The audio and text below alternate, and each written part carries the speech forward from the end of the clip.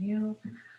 So hello, everybody, and welcome to the next talk in our virtual seminar series. And this will be the first time that we are, this will be the first talk under our new banner, which is AI and ML in security. Our special interest group name changed. We are, of course, within the IEEE ComSoc.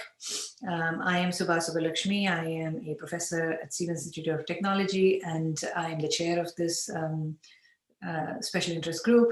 And Dola Saha from Albany is the co-chair or vice chair. Let's see. Okay, so actually this is already outdated. I think we are closer to 269 members in the LinkedIn group, I think, at this point. And so if you'd like to join us, we go under the name of SIG AI ML Sec. And you can also, here's a link. It'll be there in the slides, which will be posted later on the ComSoc website. You can also search for us under the IEEE AI and ML in Security Special Interest Group in LinkedIn, or you can always mail either me or Dola. So the SEC IG, or actually it is the AI ML SEC IG virtual seminar series, is a monthly virtual seminar series, and we explore current security and policy topics related to next-gen wireless networks. The first talk was by Winspur, and we had a series of other talks. Today, it'll be Professor Jean Tsudik from UC Irvine. We've got a few more coming up that you should stay tuned for. So if you go to the SIG website, this is the link for it. You should be able to see the recorded talk there, and this is how it's going to look. Here are some of the examples of the past talks. So quick logistics of this talk. Everybody is muted on entry. Please stay muted throughout the talk, but then feel free to type in your questions as it occurs to you, even if the speaker is continuing to speak. At the end of the talk, one of us, typically Dola, will read the questions for Jean to answer. So with that, I'll quickly introduce, oops, again, there is a typo here. This should have been Jean Tsudik. My apologies. Jean will be talking about secure code execution on untrusted remote devices. Jean is a distinguished professor of computer science at the University of California, Irvine. He received his PhD in computer science from USC in '91. He was with the IBM Zurich Research Laboratory from '91 to '96, and then University of Southern California, ISI, from '96 to 2000. His research interests include many topics in security, privacy, and applied cryptography. Jean Tsudik is a Fulbright Scholar and a Fulbright Specialist twice, Fellow of the ACM, IEEE, AAAS, IFIP, and a foreign member of the Academia Europaea. From 2009 to 15, he served as the EIC Editor-in-Chief of ACM TISAC, which has now been renamed as TOPS in 2016. In 2017, he received the ACM SIG-SAC Outstanding Contribution Award. He is also, very interestingly, the author of the first crypto poem published as a refereed paper. At some point, I would like to read that poem. So with that, I will turn the floor over to Jean. Take it away, Jean. Thank you very much. Appreciate the kind words, and I realize that I'm lazy and I should shorten my bio so nobody would have to go for this again. But it's an interesting bio, especially the poem bit. I just leave the last line and stay with that. Okay, so let me try to get out of here and share my screen. I should be able to do so.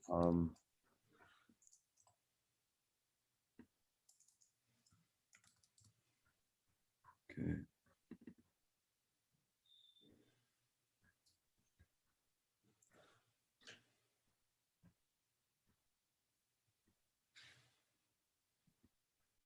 So I hope you're seeing the title slide in kind of orange color. Yes, we are.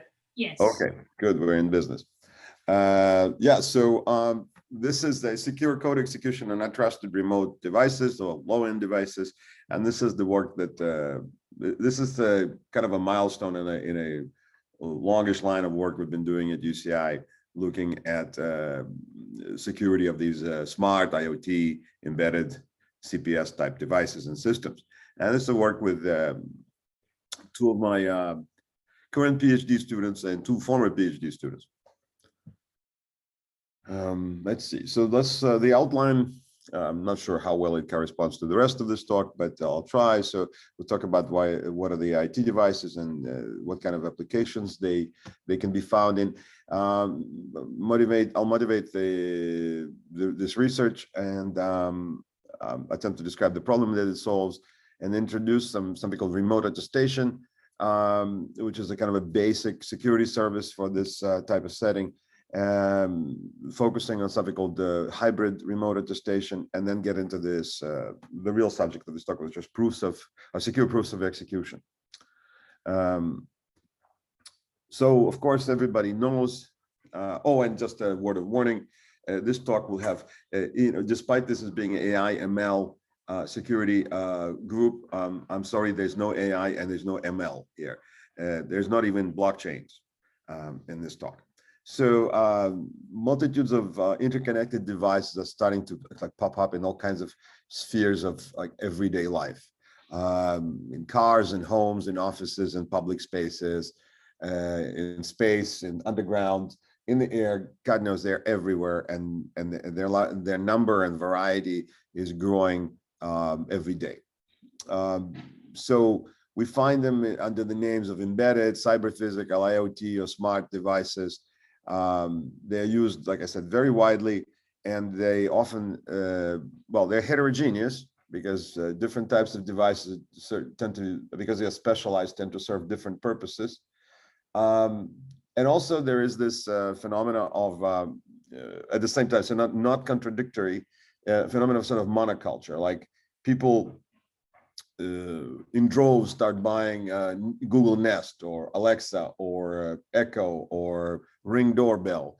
So these are all these IoT devices or little robotic vacuum cleaners that tend to be a kind of a monoculture where millions and millions of people, based on perhaps numbers of reviews or the good PR that these manufacturers make, they just go and buy them in droves. So we have a bit of a monoculture when it comes to these popular IoT devices. Typically, there's also some kind of a hierarchy. Like if you look specifically in the car, there are really simple devices that are being controlled by more sophisticated devices, and then in turn being controlled by some unit, some bigger unit that is like a laptop class device somewhere in the vehicle. So often the same things happen in the house, like you have somebody using their iPad or a laptop to control all kinds of appliances and smart devices around their household. But these devices are also increasingly being found and being installed in these sort of safety critical settings. Like they can be used as, say, just simple smoke or motion detectors in households. So if we look at something like a very familiar smoke detector that has been around for decades, today it used to be really stupid and now it's really smart. So basically what it means is that little smoke detector acquired a kind of a digital personality, and now it's computerized, and now it's connected, and now it can be controlled, but it can also be hacked. But we come back to that. So you have a smoke detector in a household, and it's reporting something or is controlled by some controller or higher end device. And so, it periodically or maybe on demand replies and says, all is good here, and there's no smoke, there's no fire. And when there is a fire, it detects it and raises an alarm, maybe by sending a message, maybe by making a sound, maybe by doing both. However, these devices, pretty much all of them, are compromisable. They are subject to malware infestations, to compromised code getting in, no matter how small. And there have been experiments showing that even the tiniest of those devices can be indeed infected. And when I say infected, I don't mean directly infected by via some kind of a physical, very proximate attack, but rather remote infestation, a la Stuxnet. So if a device is infected, then, well, it might just like refuse to tell the truth, right? And so the malware might say, I don't care if there's fire, I'll just report everything is okay here. Okay, or it might just not report anything. So this is indeed a problem, especially in the safety critical settings. But these little devices that we find on the periphery of the IoT world, they are deployed in huge numbers. They tend to be all the same, because let's think about I don't know, a new housing development being built with like hundreds of homes, and the builder installs all kinds of all the same smoke detectors, or all the same smart refrigerators, or all the same smart garage door openers. Or think about a factory, a large factory where there's a lot of automation and there are tons of moving parts, and let's say all the lighting is controlled by smart light bulbs. And smart light bulbs, like smart smoke detectors, have a computerized side to them, and typically run something very, very, very weak, like one of those TI MSP430 or AVR Mega 32, in other words, Arduino type MCUs. And they're designed to be low cost and low energy and very small in size, because some IoT devices cannot be large, so that whatever the MCU that drives the digital part of the device has to be small, physically small, and draw very little power, et cetera, et cetera. And plus there is also a cost budget, because manufacturers, perhaps because of the rush to market syndrome, and to be the first, introduce new useful features, they kind of put security in the background, or just forget about it. Or even if they don't forget about it, they tend to dedicate very little budget to it, right? So typical device like this will have no security features whatsoever, like 8-bit, 16-bit processor, some simple I/O interfaces, and yeah, very little memory, like something as little as like 4 kilobytes of data memory and maybe 32 kilobytes of program memory. And of course, there's no operating system, there's not even a microkernel, there's not even a tiny hypervisor. These devices run code on top of bare metal. There's no memory management or protection, there's no virtual memory. Everything, what you see is what you get. Okay, so essentially this is bare bones. And so on such devices, when you look at them and you try to understand whether, you know, if it's possible, and if it's possible, how can we possibly protect them, make them at least a little bit secure, there's 2 basic lines of thought. And as usual in computer security, you say, well, prevention is better, because if we can prevent these devices from getting compromised or infected, wonderful. Then we don't need to worry about remedies and rectification. But prevention is very hard. It's very expensive, and it's very cumbersome.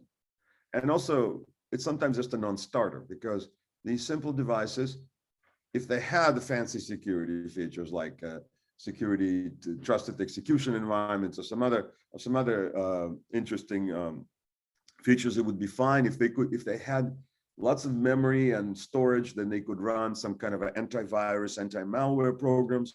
They could verify software certificates when they update software, and do all kinds of public key operations.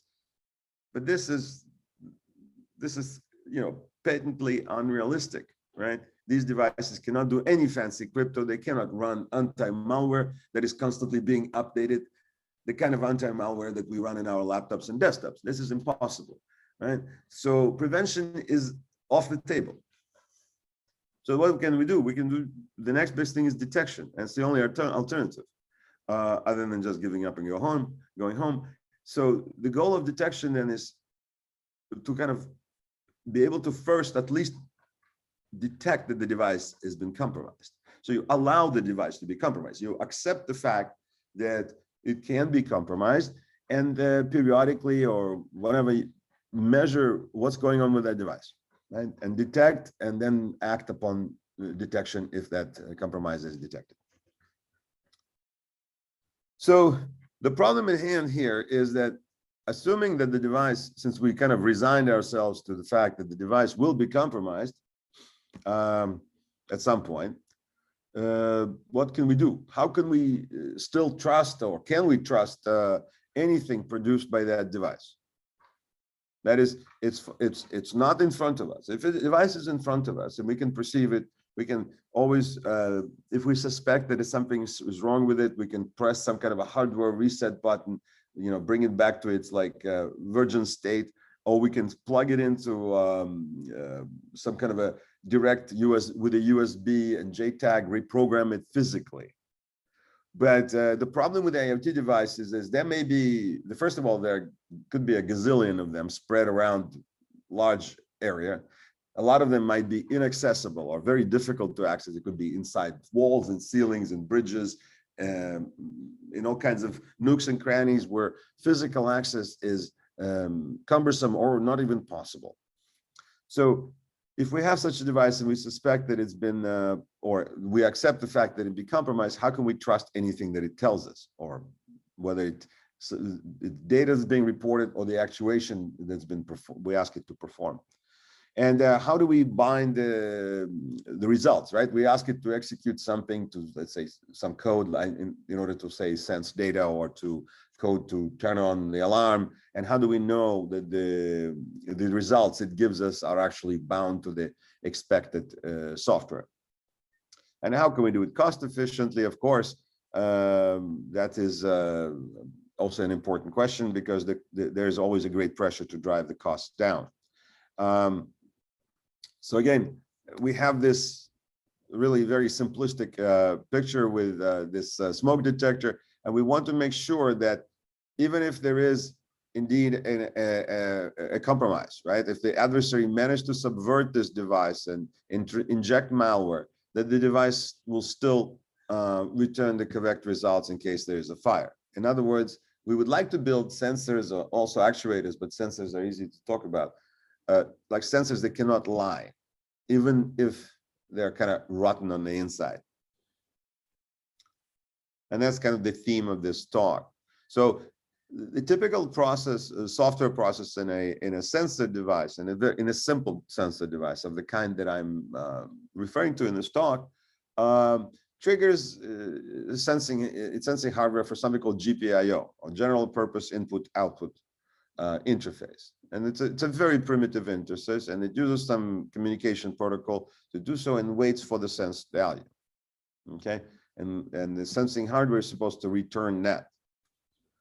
All right, and that hardware is often a combination of digital and analog circuitry. It has like resistors and that react to temperature, pressure, light, motion, all kinds of things, smell. And then GPIO is basically is a very simple architecture. It's a set of memory addresses connected to to physical ports on the device, right? So as you can see here, the GPIO is basically connected to a port on the, and connected to a bus on the device. And then there are typical other interfaces like real-time clock, timer, UART, universal asynchronous receive transmit. That's usually for a kind of essentially think of it as like a network interface for this, a very primitive network interface. So in order to obtain any kind of trustworthy sensing, we need to prove that a value that a sensor returns, a sensing hardware returns, was indeed, or the device returns, is indeed obtained from the expected GPIO interface and not concocted by malware, and it was obtained via execution of expected trustworthy software. That's a tall order.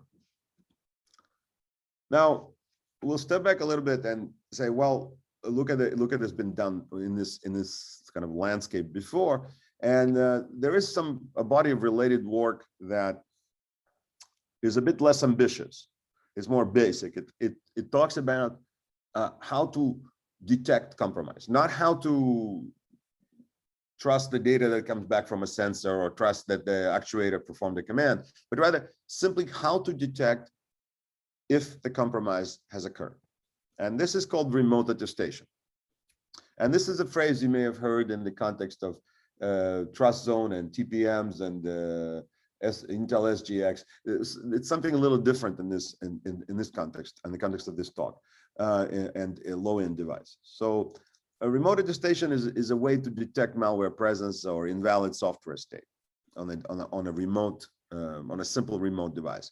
And it's a very simple paradigm. Like, it's a two-party interaction between a trusted entity, like we call a verifier, which is typically a high-end controller, powerful and trusted, and an untrusted device, which is somewhere far away, potentially far away, and potentially infected. Okay, so, and the goal is to sort of remotely measure the internal state of that prover, right, of that device. And the remote attestation tries to do that efficiently, and there's lots of different architectures have been proposed. Actually, the work, it says lists here starting with 2012, but actually, and some of this is my own work or my own group's work. There's work from Belgium and Germany and a few other places, but a lot of work in this area has been done by CMU, even in earlier 2000s. So it's been an active area of research. It typically looks something like this. And this is just an interaction of some sort, right? There's this verifier, trusted verifier, and then there's a remote prover. And the interaction looks very much like authentication 101, something you'll learn in the first security course.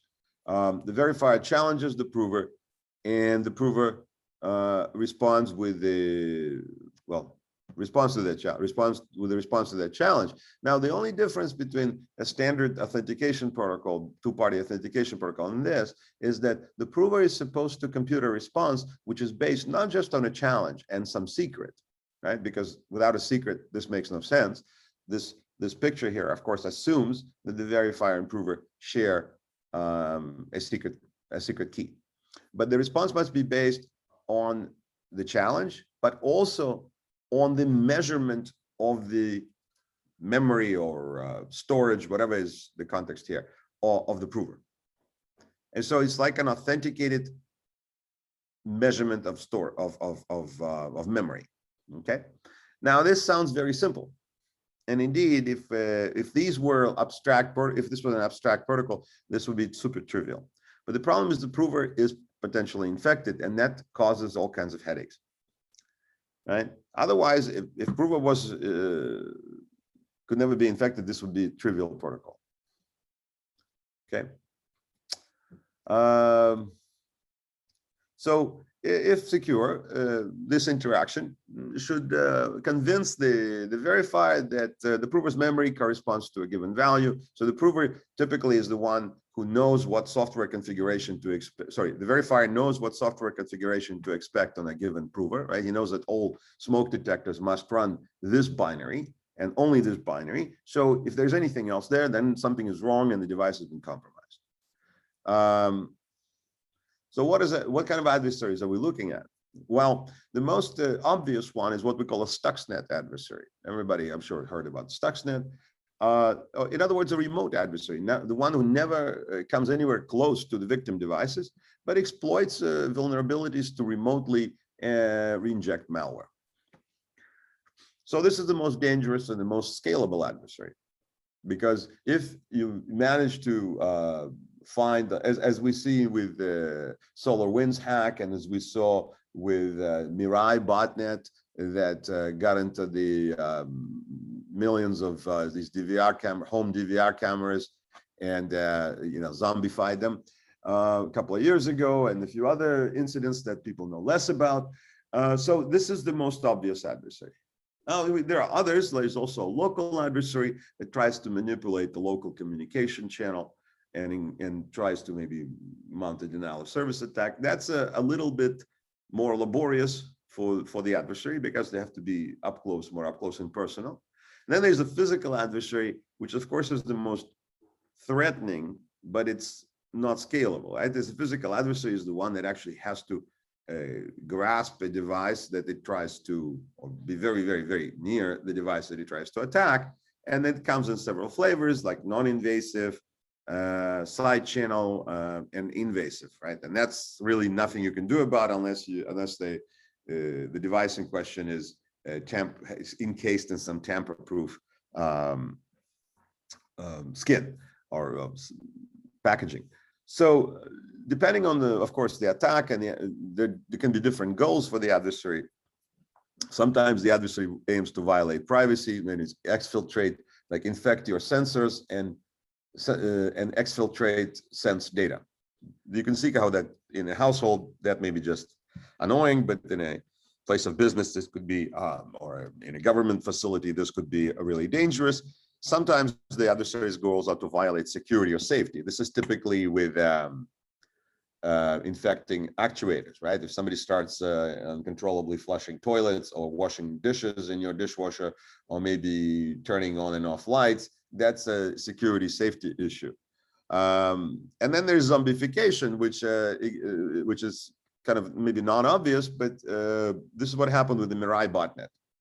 Right, so the malware that got into these DVR cameras, they did not try to violate privacy, which it could, or security. But what it tried to do is just sit there and do nothing until it was commanded by its mother or command and control center to wake up and bombard some targets with IP garbage, flooding them with as part of denial of service attack. So remote attestation comes in 3 flavors. The oldest one is a hardware-based, which requires some kind of a dedicated monolithic support from in terms of hardware dedicated to security. And so TPMs and Trust Zone, ARM Trust Zone, and Intel SGX are 3 obvious examples of these kinds of security features or security packages that, if you have them, attestation becomes relatively easy, right? These things like TPM, Trust Zone, SGX, they're not made for protecting small devices. They're made for protecting fairly sophisticated devices. TPM was made for desktop, laptop computers. Trust Zone is mainly for anywhere from laptops to essentially smartphone type devices, and maybe a little smaller, but still rather powerful. And SGX is also aimed for more advanced devices than the kinds that we envision on a low end of the IoT spectrum. So they're definitely overkill and way too costly. Some of these, like Trust Zone, would cost several times the device, right? So it's like totally not viable. Then there's the other extreme is so-called software-based attestation, where the idea is not to modify the underlying device or the microcontroller, but rather play some tricks by measuring precisely like the hash function that as it is computed over memory of the untrusted device. This requires kind of a detour for too long of a time that I can't afford in this lecture, but it's a kind of a noble effort to do something without imposing new hardware features on the devices. However, it really doesn't work in remote settings. Its only claim to fame is that if you are trying to do non-remote attestation of like 2 devices that are close to each other, 1 hop away, you can do it without modifying any hardware. But otherwise, it doesn't work. And then finally, there's hybrid attestation, which is a blend of software hardware co-design and aims to impose minimal hardware features on the device. In other words, hybrid attestation requires the underlying devices to be changed so that they acquire new hardware features. But it is the best fit for resource-constrained IoT devices. And I won't bore you with this sort of derivation and history of these devices, but I'll summarize a couple of things that may or may not be obvious in this talk so far. What's important in secure remote attestation is a number of things. Remember, I said before that the attestation, the process of remote attestation, is basically like a slightly enhanced authentication protocol, one-way authentication protocol, where the verifier sends a challenge and the prover replies in an authenticated manner, etc. Well, so the verifier and the prover have a key that they share, and that key we don't worry about the verifier, so we don't care where the verifier stores it. But on the prover, which is this little amoeba sitting somewhere far away and is subject to attack, we worry about where it stores its key. So it must live somewhere in a secure place. So there must be this key confidentiality that must be guaranteed, and consequently, there must be some kind of an access control to that key that only authorized trusted software on the device must have access to that key in order to compute the response. Now, on the other hand, what we also need is this code, right? It's impossible to do without code. Just with a key, you can't do very much. You need some trusted code of hopefully small size that on request uses the key to compute an authenticated measurement of the device's memory. And so this code has to live somewhere as well. So we have to have a place to live on the device, and it cannot be changed, right? Because once, if you allow the code to be changed, then all bets are off. Malware can change it to whatever it wants. So that's where we have this thing called immutability. So the code must be immutable. Furthermore, it must be functionally correct. If it has bugs, if it's poorly implemented and it leaks the key, that's not a good thing. So it must be sort of provably functionally correct, well, ideally provably. And then two even less obvious things are atomicity and controlled invocation. They're very related. The idea is that the code must be atomic. In other words, it must be or monolithic, so that once it starts, it cannot be interrupted. And the reason is very simple, because if malware is on the device, and this is still a little computer, it has interrupts, right? As malware could schedule an interrupt the execution of the trusted code, and extract the key or some value related to the secret key from some registers or from memory, because at some point necessarily the trusted code will have to work with the key. That would be kind of nasty, and we want to prevent it, so that we want to make sure that it's atomic. And the last property is control invocation, which means that not only should it be running without interruption, but it should be running from its very beginning to its very end. Because if it doesn't, we have a real problem, okay? Because if we allow atomicity, but we don't enforce this controlled invocation, then this opens the door for what's called gadget attacks, or ROP, return-oriented programming attacks, where malware can actually invoke snippets of trusted code in such a way that it stitches up malware out of them. Okay, so this is again a separate subject, but of these attacks, and it's a very active, or has been a very active area of research. But we want to avoid such attacks, and so that's why we have all these requirements. And these requirements are easily justifiable, almost natural. The difficult part is, well, how do you actually enforce them in this tiny little device? And so because the rest of this talk is based on a particular remote attestation architecture, I'll delve into more details on something called Vrazed, which is our previous work in designing a hybrid remote attestation architecture for these low-end devices. So it's based on an earlier design from 2012, which was a bit ad hoc, also done in my group, but it was a bit ad hoc. So here we have on the one side, you see kind of a sketch of the MSP 430, and that's this one of those low-end, typical, very popular low-end microcontroller units, MSP 430 core, and it has all kinds of things like you see a program counter, write enable, read enable, destination address, these are registers, and then it has DMA enable and DMA address, right? Because even these little devices tend to have DMA channels. And then you have flash and RAM and ROM and the memory backbone. There's also a reset signal, okay? It's very important. And so the part you see circled in purple is the hardware, is a small set of hardware modifications that are imposed by this remote attestation architecture. And the part that is circled in orange is a software part of the design. So That's why we have software hardware co-design. It's a hybrid architecture. So the purple and the orange together are these hardware software blended design.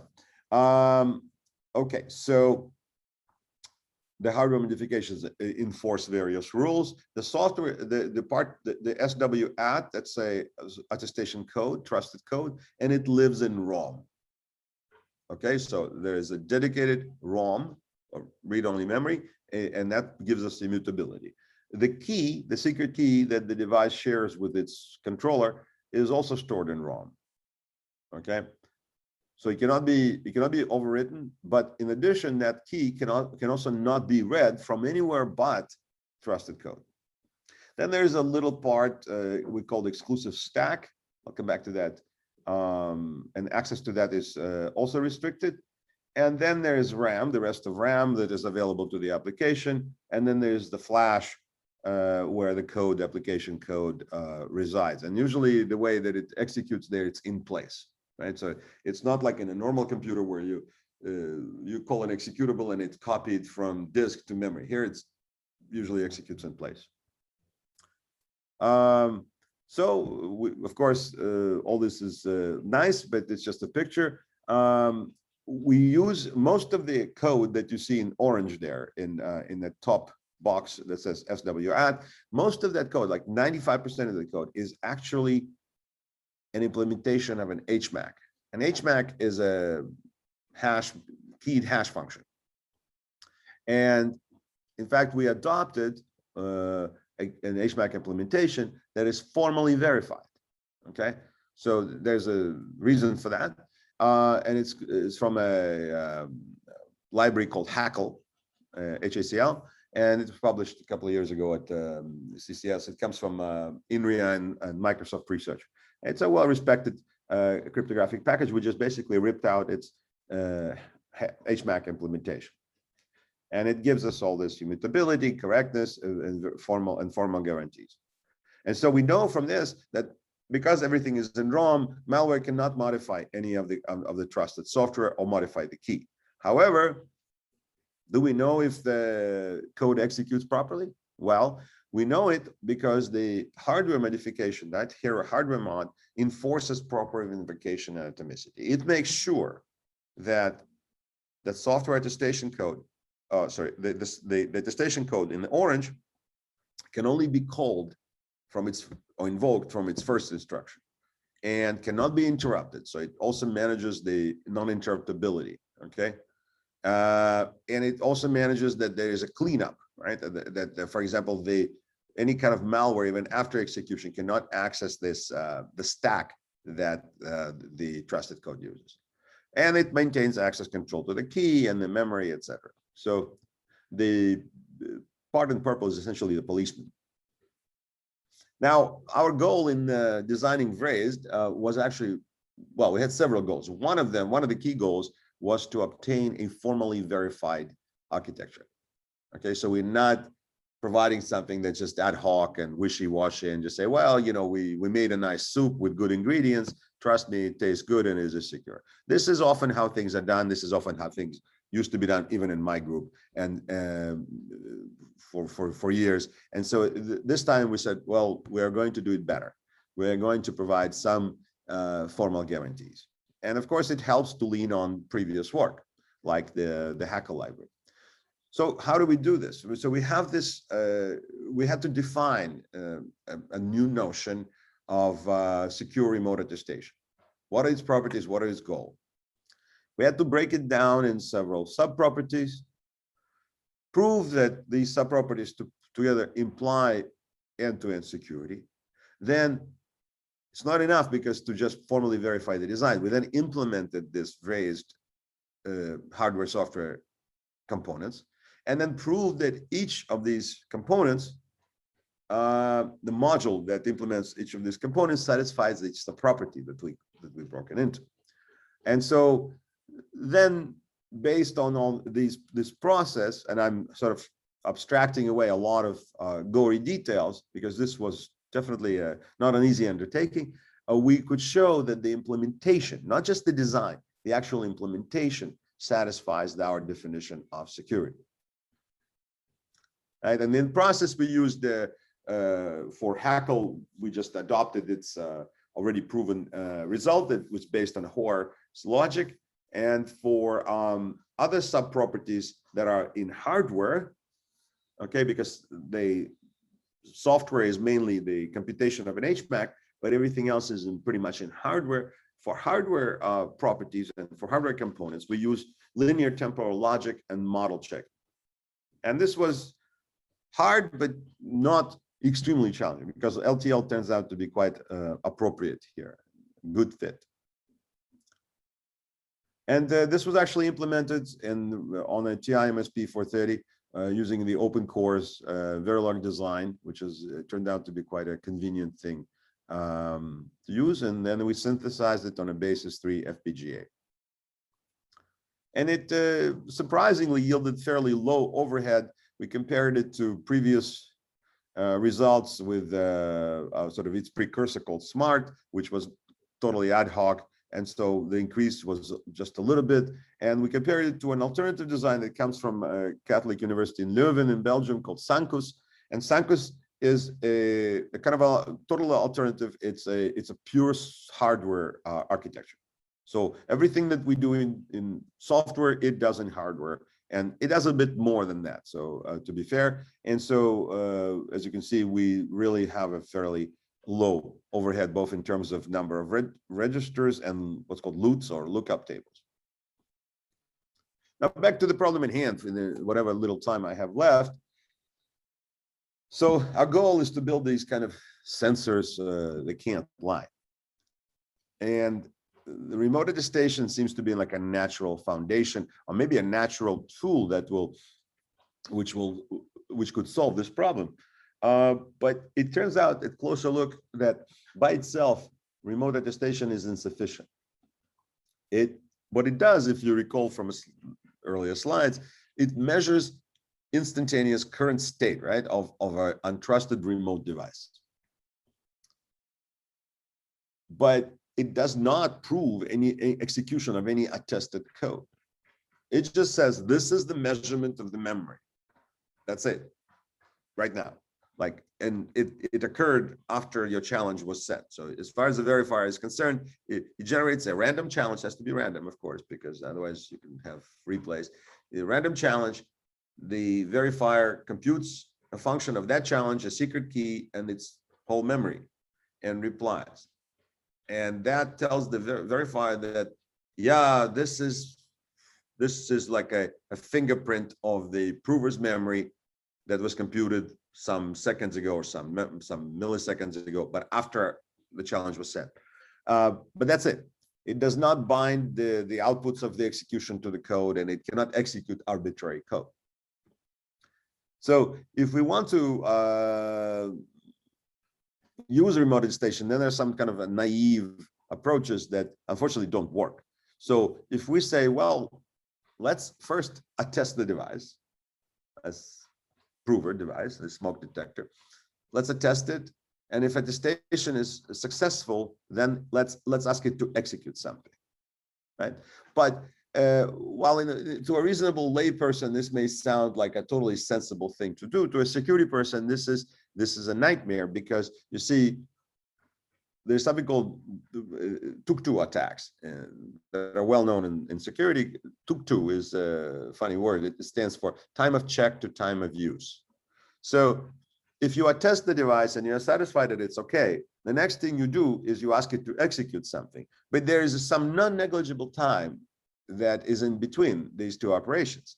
So after you attested the device, or as the device attested itself, from the time it send back a response until the time that you ask it to execute something, there is a period of time that nobody knows what's happened. So in particular, the device can be compromised. And this is what this bullet illustrates. It says that you can try to attest, but then if your attestation works, before device executes something, it can be compromised.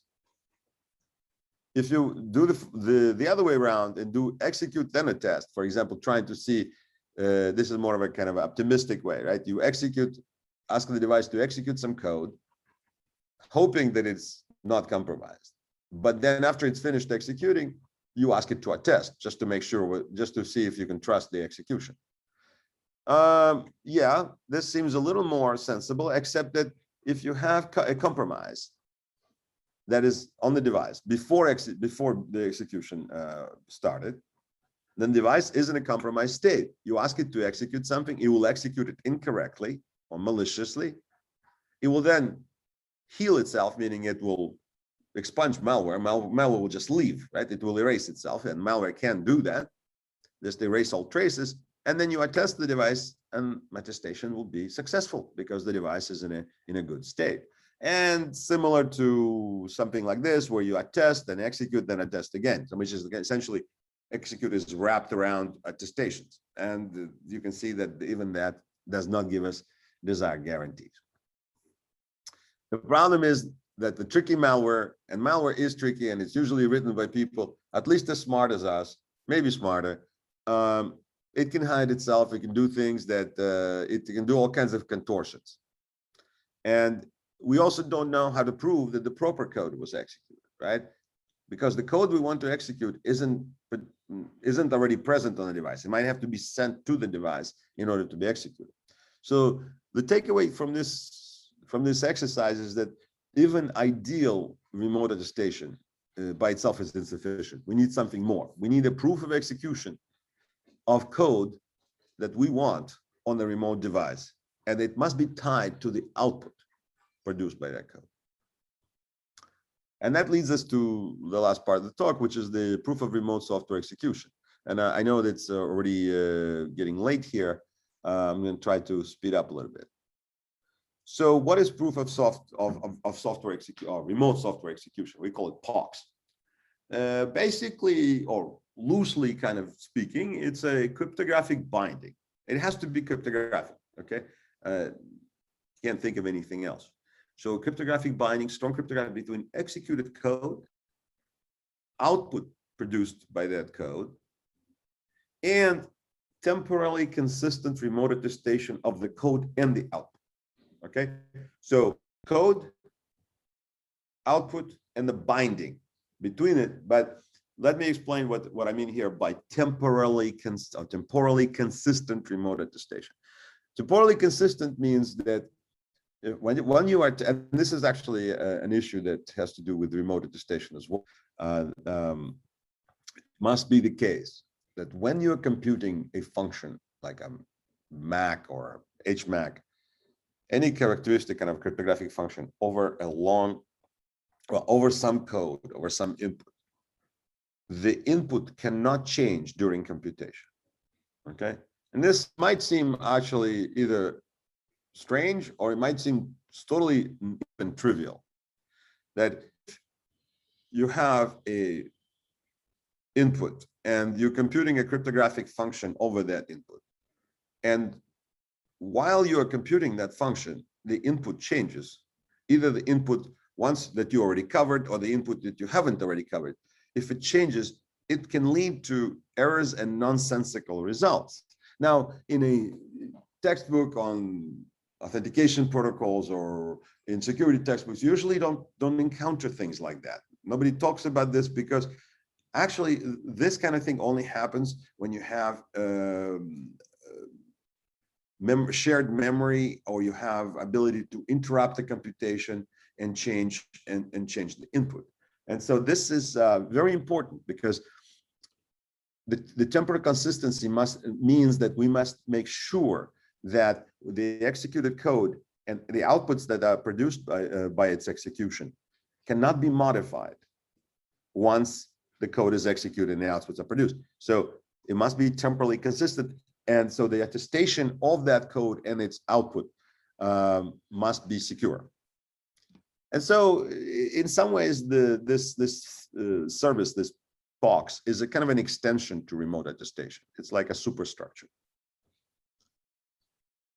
Right. In designing it, which we did, we must be mindful of course, the need to keep the cost low, energy low, and the size low. So we also want to keep, as usual, everything minimal, under the possibility of full software compromise. And of course, we would love to not to have any additional hardware features.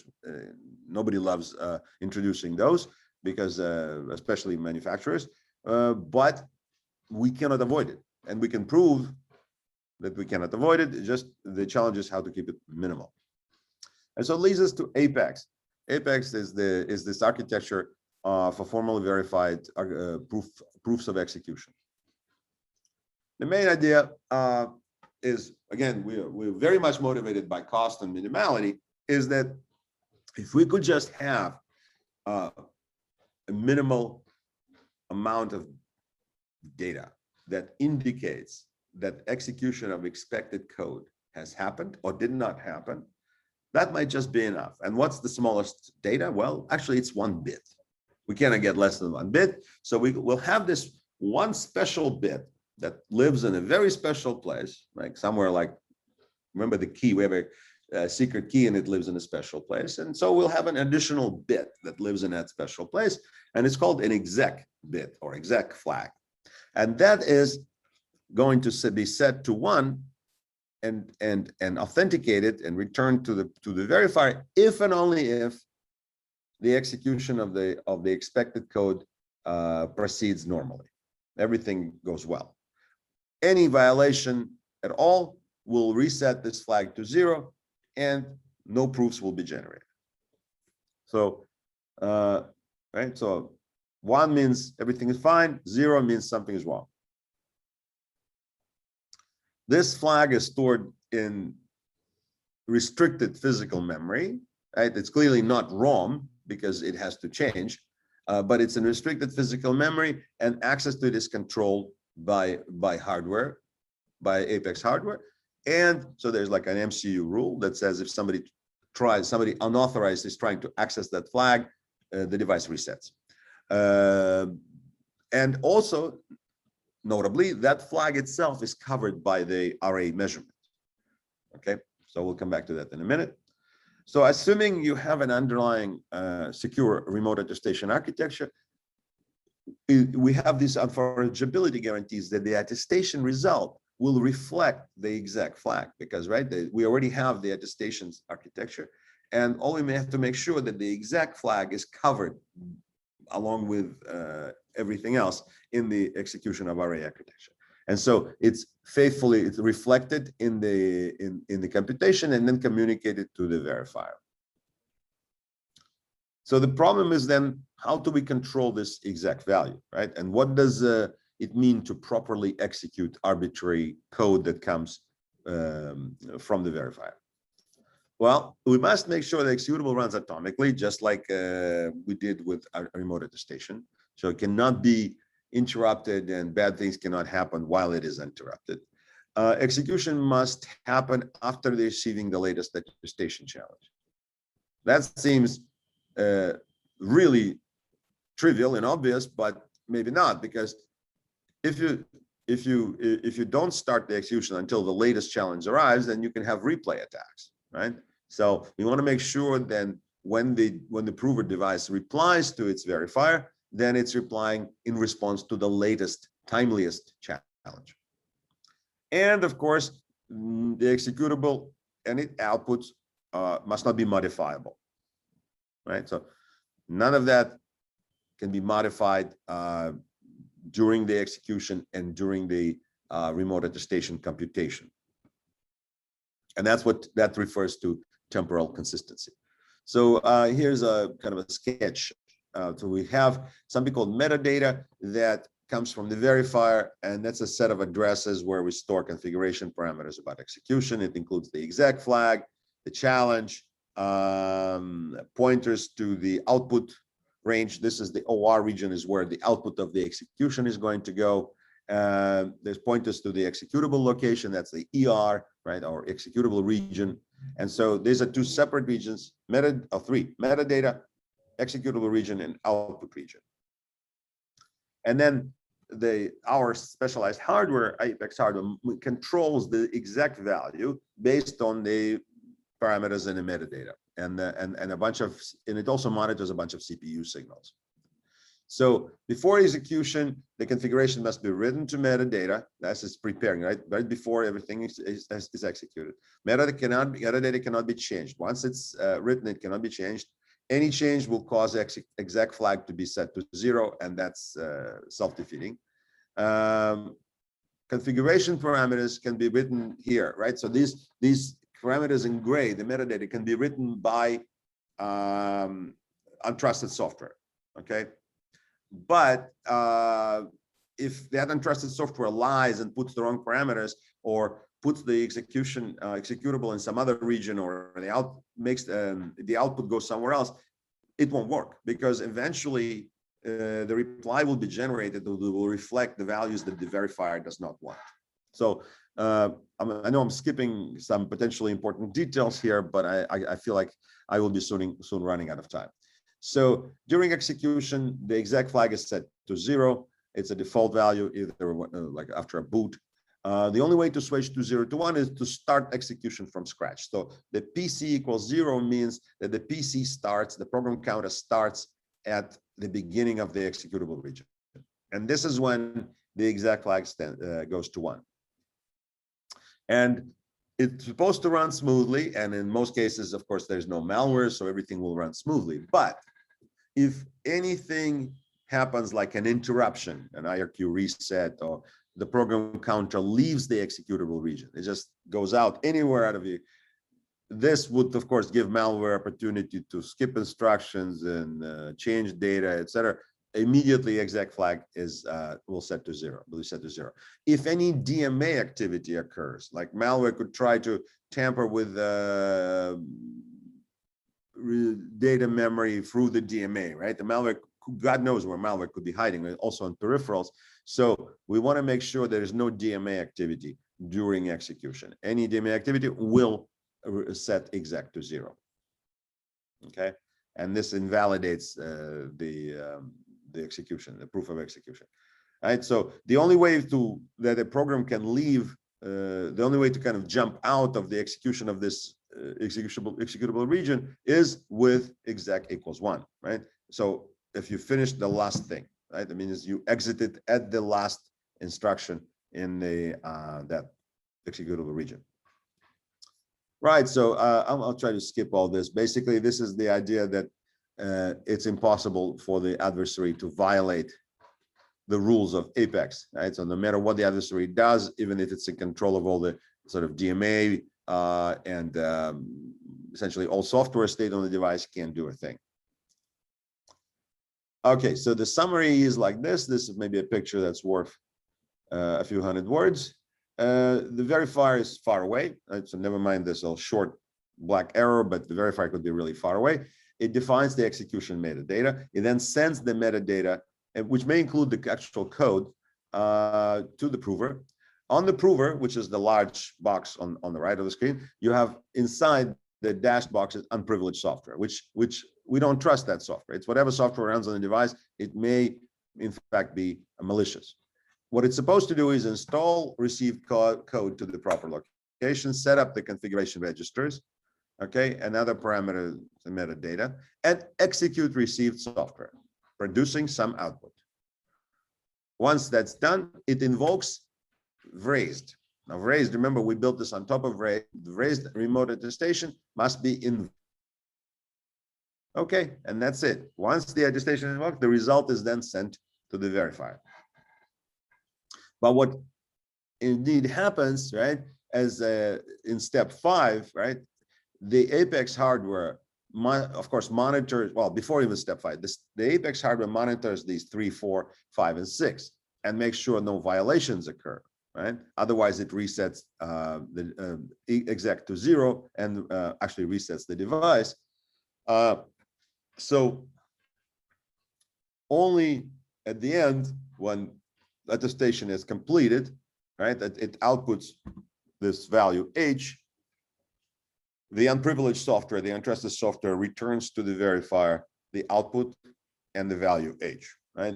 Allows finally in step 10 for the verifier to, well, check validity of all this, right? And if the O and H check out, that means that the prover really executed desired code, produce the output O. Now this, because as I mentioned before, we've raised one of our key goals was formal verification. We did the same here. I'll skip the motivation. The motivation is the same. We wanted to have higher than usual, higher than ad hoc assurance in the functionality here. We also used linear temporal logic. And if you know about the linear temporal logic, most of these statements here are fairly trivial. Like, let's see, the ephemeral immutability says here that if the write enable and destination address of memories inside executable region, or DMA is enable and DMA address is inside the executable region, then better not be, then we set the exec to 0. It means that somebody is trying to mess around with the executable code, right? And so the rest of them are also pretty straightforward, just using this notation from linear temporal logic. And we verified the hardware compliance using something called new SMV, and the details, excruciating details, are in the paper, which I'll refer to at the end of the talk if you're interested in that kind of thing. And we then are able to show that the conjunction of all apex properties imply this LTL statement, which is essentially the notion of secure proof of execution. And then we showed that the composition of raised as a secure RA architecture and the above LTL statement gives us this secure proof of execution. We also implemented the thing because, well, we believe in working parts. Again, we use this 3 FPGA and OpenMSP 430. And we actually implemented a fire sensor that well, cannot lie, that cannot be even under full software compromise, functions faithfully and correctly. And the code is publicly available at this pointer here. So the evaluation showed that again the overhead is fairly low. Now we compared it with different peers here. Apex is the one you see on the left. And then there's 3 other architectures: Atrium, Lighthacks, and LowFat, and they were all designed for sort of similar things, right? For not exactly proof of execution, but some beyond remote attestation, sort of runtime control flow attestation type of things. And so Apex not only provides proof of execution if something did get executed, but it also implicitly provides control flow integrity. And this is the end, and I think I just maybe a little bit overran my time. It's 58 minutes since I started. These are the couple of papers that are relevant to this talk, and the project website here at the end is where you'll find most of our papers on this subject. So without further ado, thank you very much.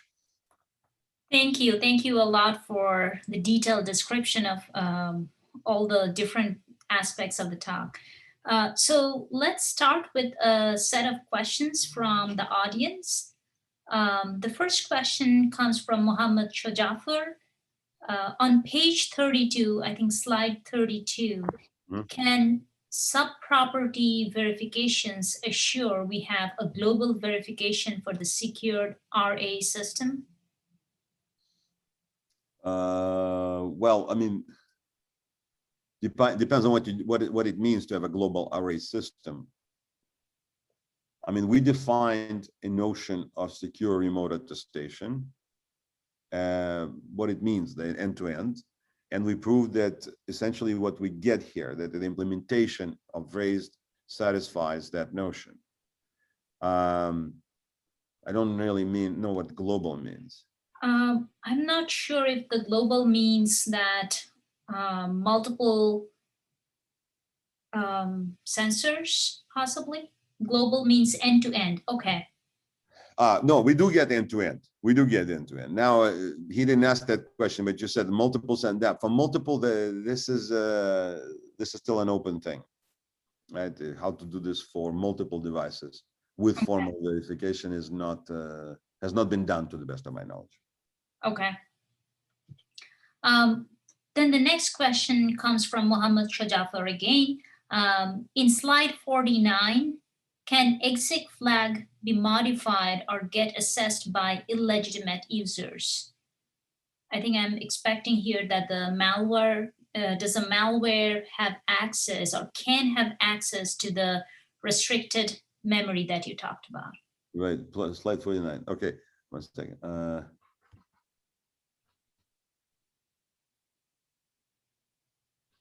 Okay, so the exec flag cannot be touched by anything other than trusted code, and that code by Apex code. So only the Apex code can touch that exec flag. Okay, and this is done. Hold on.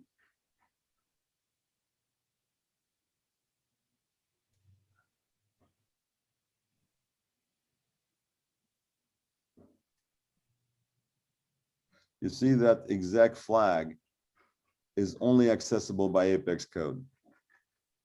So it cannot be, the only thing that malware can do, or any untrusted software can do, is force Apex code to make it 0. It can never force it to make it 1. Right? And by making it 0, it essentially hurts itself. It just says something went wrong, right? Because when exec is 0, when everything is finished and the exec is 0, and the remote attestation token is computed and returned to the verifier knows that something went wrong. Now, it could be because there were some errors, nothing to do with malicious behavior, or there's malware. So no unauthorized, no modifications outside of Apex can happen to the exec flag. And I see the next question, that I think that's slides 74, 77, right? 74 through 77. The question is coming from Javad Bahrami. If prover is not honest, which is corrupted, can we increase the soundness by implementing a multiple pass of the protocol, which is multiple messages between prover and verifier? If yes, how can a constrained embedded device can tolerate this overhead?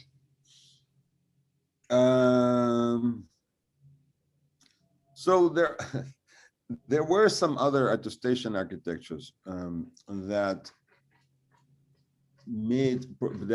offered probabilistic guarantees, where the prover the verifier would send a challenge, the prover would do something, but at the end the guarantees were like, oh, there's maybe like, I don't know, 1 out of 10 chance that the verifier is lying in the sense that there could be some clever malware that moves itself around and kind of like contorts itself.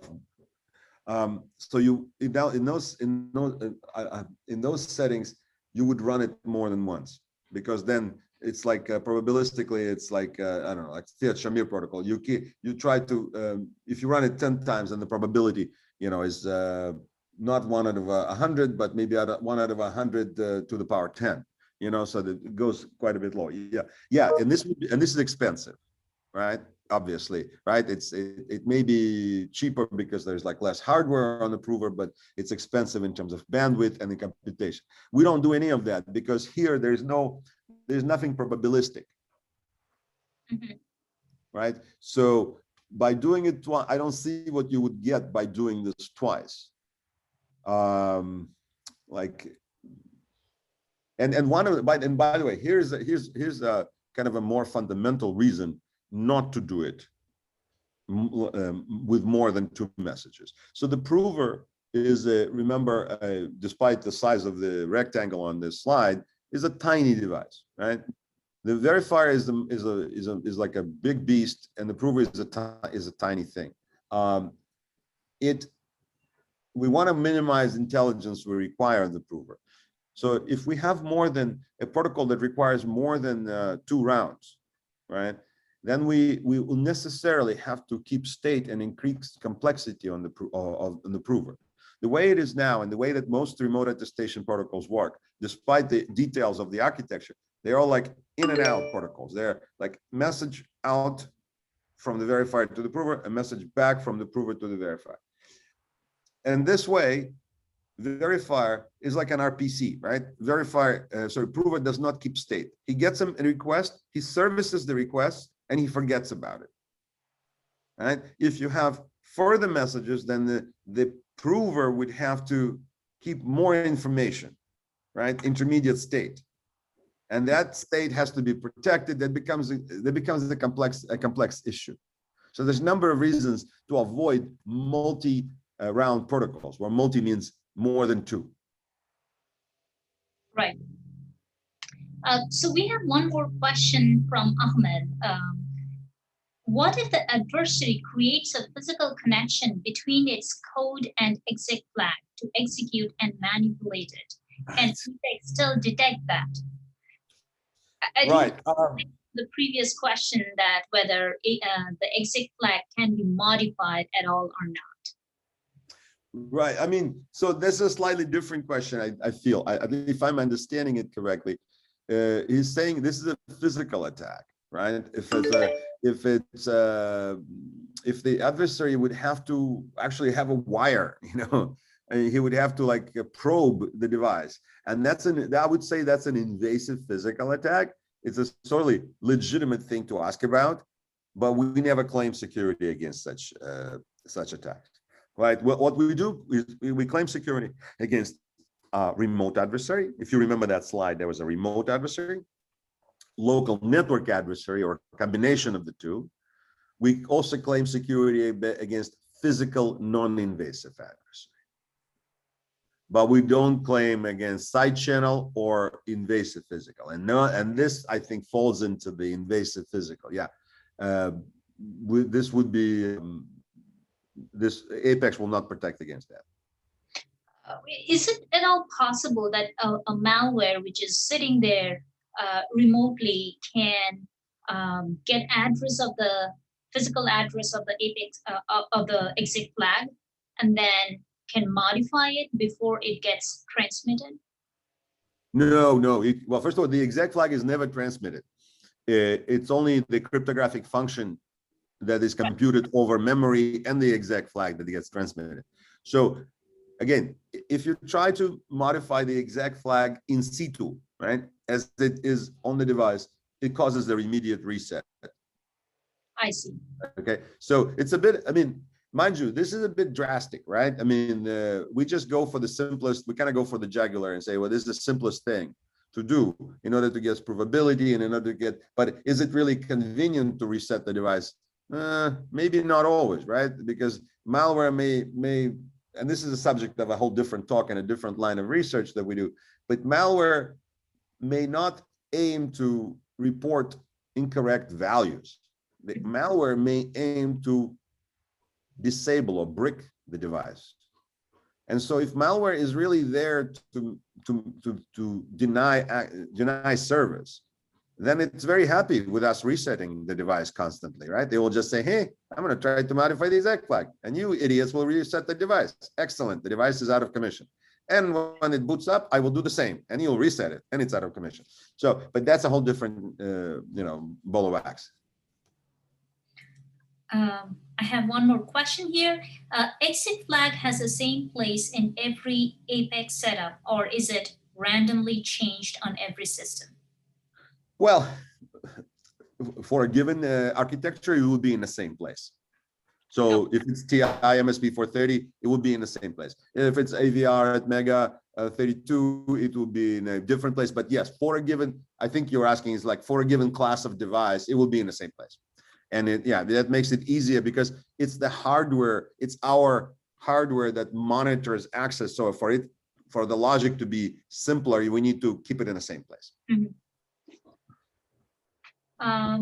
I don't have any more questions from the audience. So Suba, do you have any more questions or? Not exactly, just a very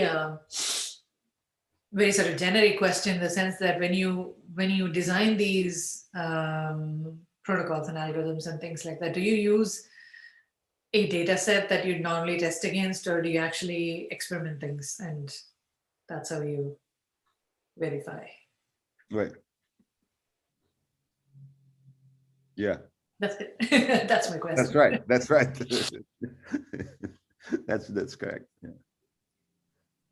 Okay. So is it you actually experiment on devices or? Well, I mean, we experimented on a couple of microcontroller units, right? We don't, I mean, the verifier that can be anywhere, right? That's basically can be like a software component. We can put it on any reasonable general purpose computing device. You know, even something as simple maybe as a Nest or or Alexa could be the verifier, but we typically assume it's like a smartphone, right? Class device.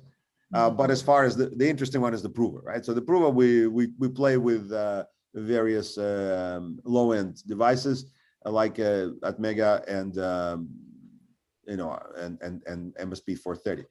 Now we started recently playing with more sophisticated devices to see if we, more sophisticated, but still not the kind that would host a trust zone or SGX. Other slightly higher up in the food chain, the ones that might have like a memory protection unit or maybe an MMU, memory management unit. Things get on one hand simpler because there are more features on the device, but on the other hand, they get more complicated because there's more to protect, more security issues to worry about.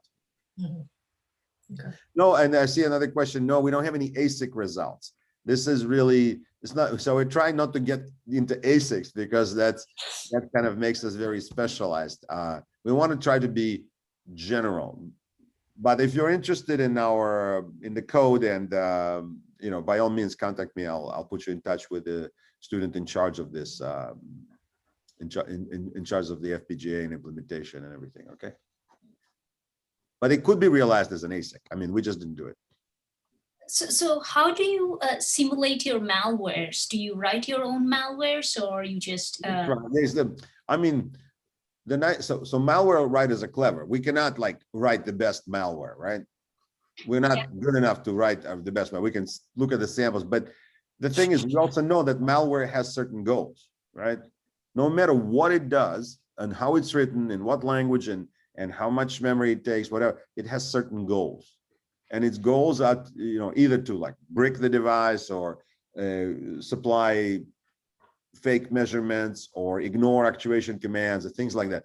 So there's some commonality in that. And that commonality implies that the malware must do certain things. And those things are the actions are what we're trying to catch. Yeah, I think it's a generic question for any security system is how do you define the adversary? Yeah, that's why any reasonable security paper, I mean, that I don't mean papers that talk about security, but papers or articles you read where security is the first class object. If they don't define an adversary, that's not a security paper, right? You have to be very carefully concerned with the definition of the adversarial model. Yeah. Great. I don't see any more questions. So at this point in time, I would like to thank our speaker for taking the time, and we truly appreciate. So we hope that we will get more inspiration in terms of research in which area to attack, especially in the near future. Thank you very much. Thank you for having me. Thanks, You're Steve. welcome. Thanks for great questions. Thank you. All right. Bye-bye. Bye.